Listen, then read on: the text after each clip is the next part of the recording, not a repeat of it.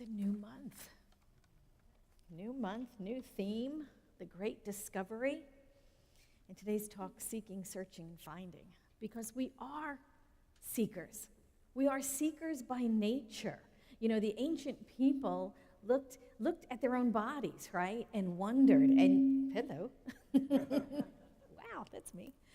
The ancient people looked at their own bodies and wondered, right? How do they work? What is that about? What is it? And there is medical information in the Edwin Smith papyrus that dates back as early as 3000 BCE. Medical information from 3000 BCE. The earliest known surgery, successful surgery, occurred around 2750 BCE. So we are a wondering people. We are wondering, seeking answers all the time. The ancient people looked at the sea. They looked to the sea and wondered, right? What's out there? What's out there? And then we made boats and we set sail. And the ancient people from about 50,000 to 25,000 BC, people who had just Paleolithic technology, hunting and foraging people, created little rafts and set sail, right? Took to the sea and gradually dispersed around Southeast Asia. Ancient people looked up at the stars and wondered. And we started charting the course of stars in the heavens. Then we created telescopes to try to find the answers.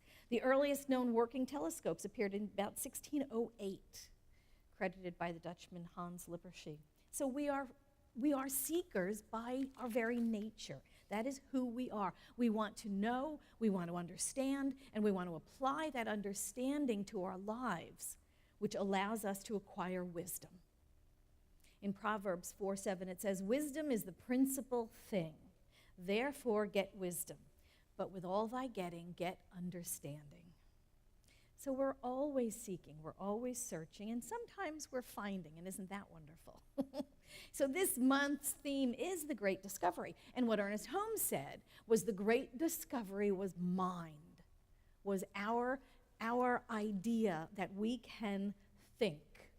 He said this, he said, "Man is endowed with the attributes of self-choice and free will, and he must be allowed to make that great discovery for himself." So Spirit could not create us to already know the truth of who we are, because then we would have been programmed. We would be little, automatons. We would have been little robots. We cannot be programmed to know the truth for ourselves. We have to be left alone to discover our own true nature. Just like the natural laws. Electricity has always been here. Electricity has always been around on Earth. It was around in Moses' day, but it took a certain time and a certain evolution for mankind to discover that this natural law called electricity exists, and to harness it and to make use of it constructively. So Ernest Holmes goes on to say this. He said, "Life waits upon man's discovery of natural laws. Life waits upon man's discovery of himself and his discovery of the relationship to this great whole, to what we call spirit." And so this is the great discovery of mind, that mankind can think for itself, that we have free will, that we can think, that we can plan, that we can dream, that we can figure things out. And with that mind, we've co-created cities and civilizations and buildings and inventions. We went to the sea. We went under the sea, right? And then we took to the air, and then we went to outer space, and we harnessed the natural powers of the elements. And through it all, there is this still small voice whispering in our ear all the time, "Human, know thyself. Human, know thyself." And this is what all the seeking and searching is about. The discoveries and the buildings and the civilizations and the inventions and the accomplishments, they're all effects. They're all effects. They're all things. They're all manifestations in the outer world, in the physical world. They are a reflection of an inner truth. Everything that we create is first an idea in mind. Everything that we think, everything that we do, everything we decide, everything that we invent and create and build is first an idea in mind. But whose mind? Right? Whose mind? Whose mind is it anyway? It's universal mind. It is universal divine mind, and we are all a part of it. We are all manifestations of it.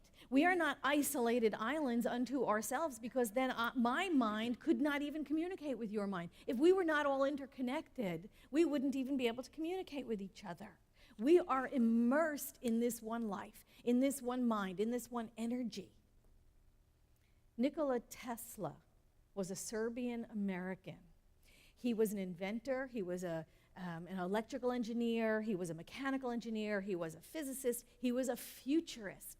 He's one of the ones responsible for the development of the alternating current engine, electricity, whatever, generator. He and Edison, were always, you read in the history books, they were always at each other because Edison was direct current and Tesla was alternating current, and they had the big fight going on. Anyway, he said this. He said, "My brain is only the receiver. In the universe, there is a core from which we obtain knowledge, strength, and inspiration. I have not penetrated into the secret of this core, but I know it exists." Now, what an incredible, great, secular definition of spirit that is. He knew it. That which we seek, we are immersed in. We are some point of manifestation in this one life of spirit. The very thing that we seek is within us, and it surrounds us.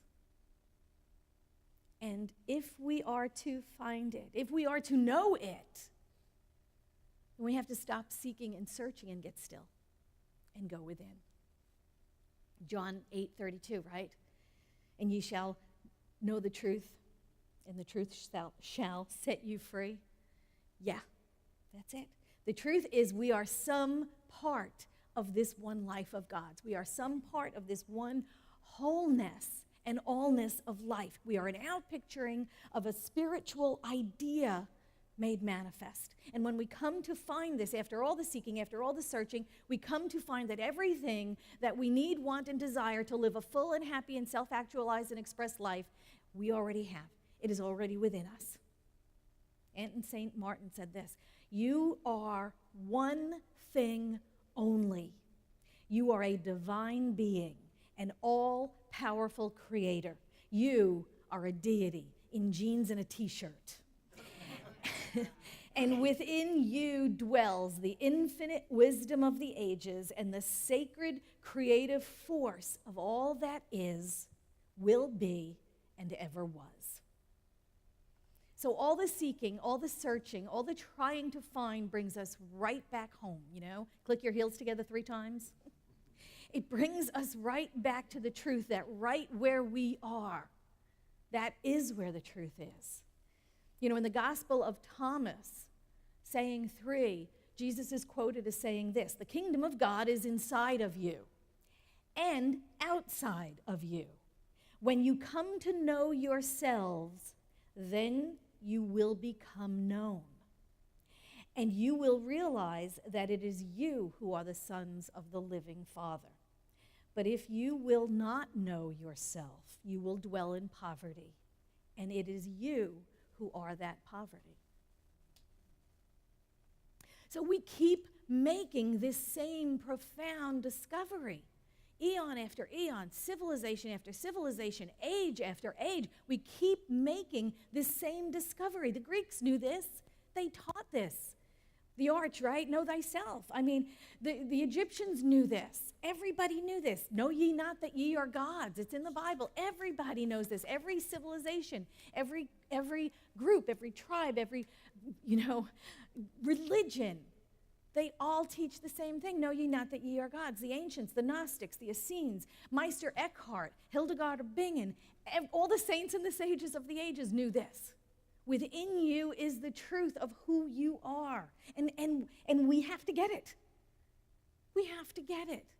We have to get to the place where we know that we are the divine showing up in form.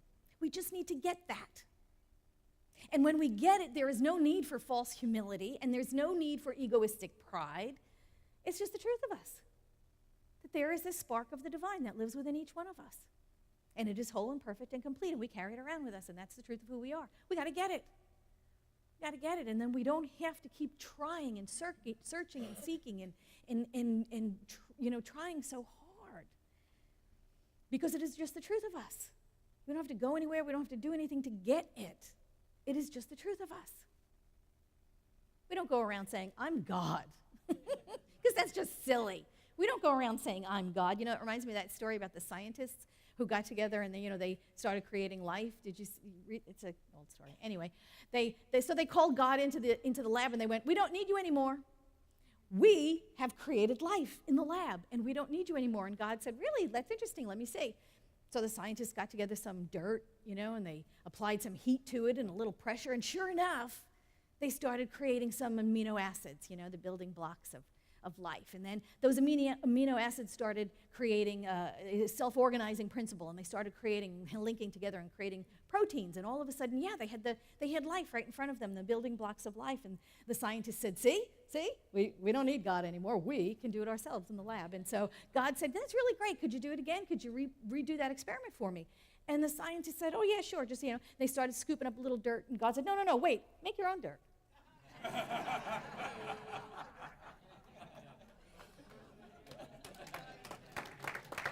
So we don't go around saying we are God, because that is just silly. But what is true is the allness of God is contained within us. The truth is, within us contains that spark of the divine. We are not the entire ocean. We are the ocean in a drop. Everything that the ocean is, all of its chemicals, all of its elements, everything is contained in that one drop, and that is who we are. We're not all of God, but within us contains the allness of the Creator. So what must we do to claim our divine inheritance? How do we proceed to be that thing in the world that we have been for so long searching and seeking and looking for? How do we just be that? Because that is the truth of who we are all along. And I think one of the things that we have to do, I think the major thing we have to do is expand our faith. We expand our faith. It's like a muscle, just like anything else, right? You don't go to the 24-hour fitness once and go, well, got that out of the way, now I'm fit for life, You go every day. It's a practice. We go every day to keep our muscles fit. Well, some of us do.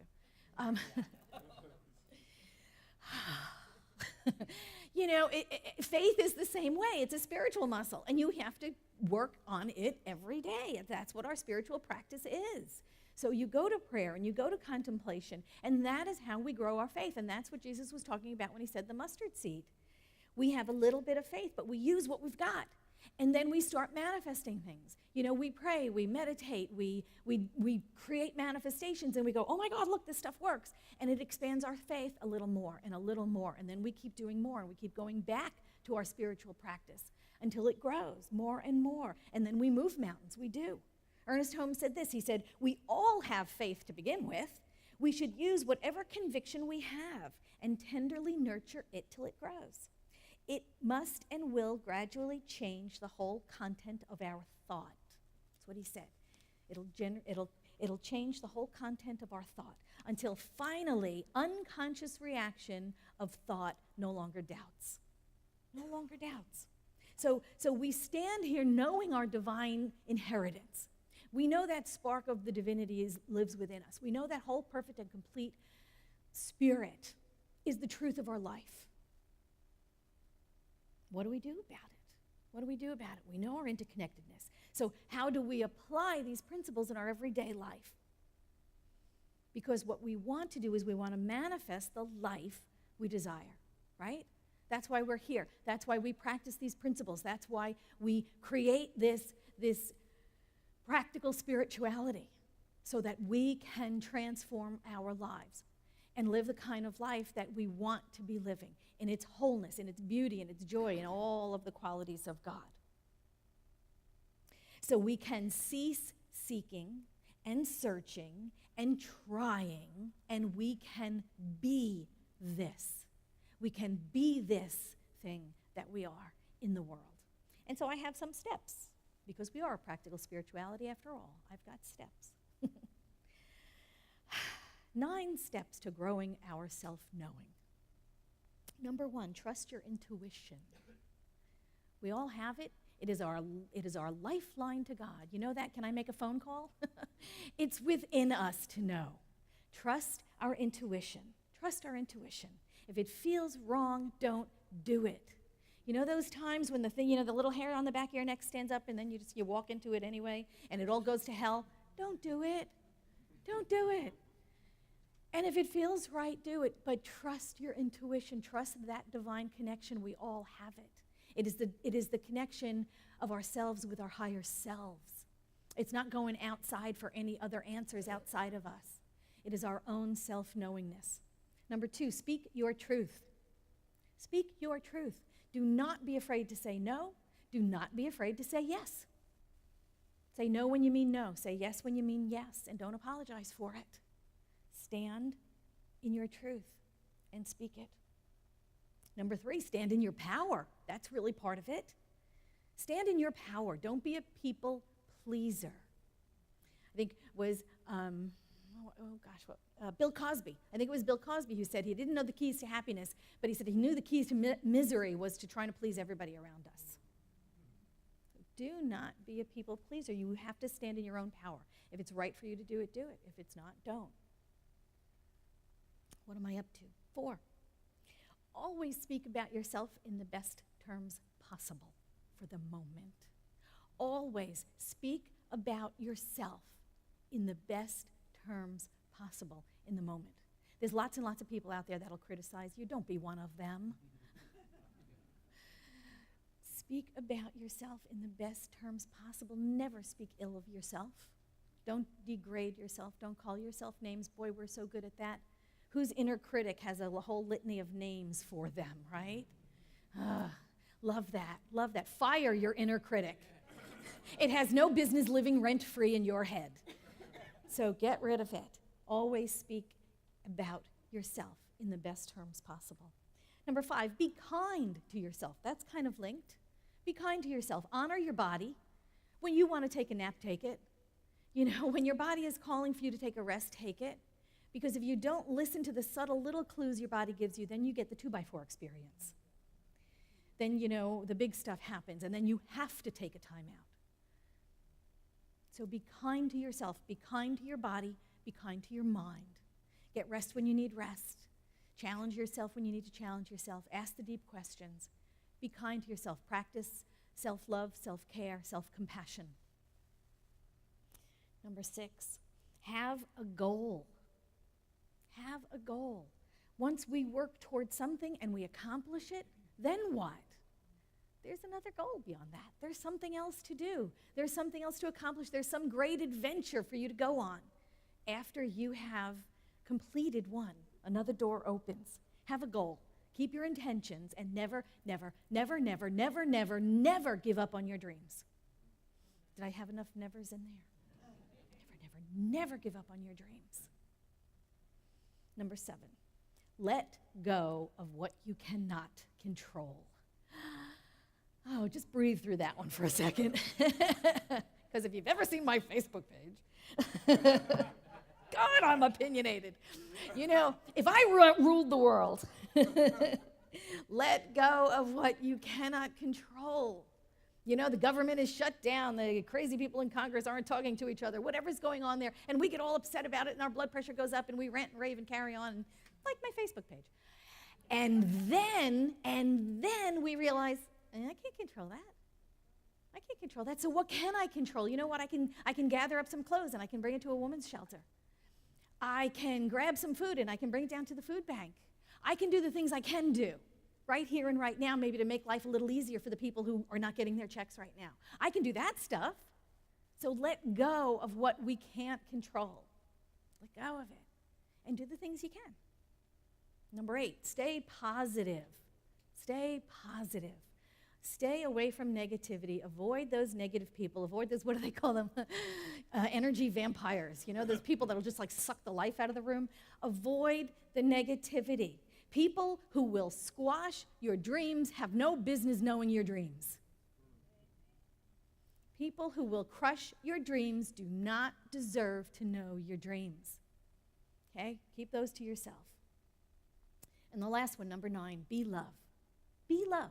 Wherever you go, whatever you do, whoever you meet, be love. Whenever you have the choice, and we are always at choice, be love. Choose love. So there you go. There you have it. 9 ways, 9 things, 9 practices we can do every single day to work out those spiritual muscles. This is our workout. 9 ways to flex our spiritual muscles, to know our divine nature. And all of our seeking and our searching find us right here, at home, in our own mind, in our own heart, in our own bodies, knowing the truth of who we are. So I want to leave you with this story. It's a Zen story about word spread around the countryside that there was a wise, wise man who lived up in a house on the hill. And all the villagers wondered about this wise old man. And one day, one man made the huge journey from the village up the mountain. And he arrived at the house of the wise man, and he knocked on the door, and the servant came to the door. And the servant greeted him, and he said, I'm here to see the holy man, to see the wise man. And the servant said, fine, and opened up the door. And the servant led him into the house, and they walked through the house. And the servant smiled and kept leading him on. And as they were walking through the house, the man in the village was looking in this room and looking in that room and anxious and excited to see the holy man until they got to the back door, and the servant let him out the back door. And he was standing there, and he was looking around, and he turned to the servant, and he said, wait, but I came here to see the holy man. And the servant said to him, you already have. You already have. Everyone you may meet in life, even if they appear to be plain and insignificant, each person you meet is the wise, holy man. That is who we are. That is the truth of us.